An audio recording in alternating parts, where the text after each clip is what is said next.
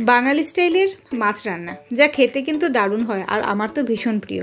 Fresh কাতলা মাছের পিসগুলিকে খুব ভালো করে প্রথমে একটু ভেজে নিলাম।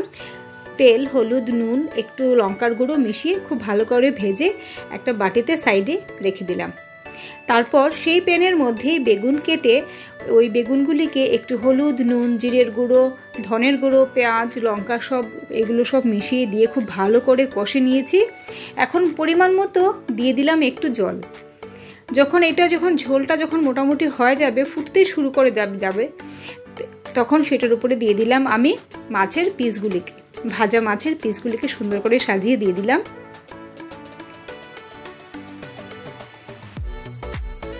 এখন দিয়ে দেব বড় বড় করে টুকরো করে কাটা টমেটোগুলিকেও ছড়িয়ে আমি দিয়ে দিলাম।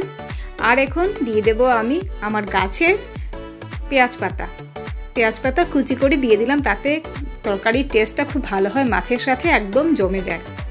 এখন এইটাকে আমি ঢেকে রেখে দেব মোটামুটি 4 থেকে 5 মিনিটের মতো। বেশিক্ষণ যদি আমি ফুটাই তাহলে মাছটা গলে যাবে, খেতে ভালো লাগবে না। এই দেখুন একদম পুরো রেডি হয়ে গেছে, খুব ইজি, টেস্টি। আর এই কাতলা মাছের এরকম ঝোল খেতে কিন্তু দারুণ হয়। রেসিপিটা কেমন লাগলো অবশ্যই জানাবেন।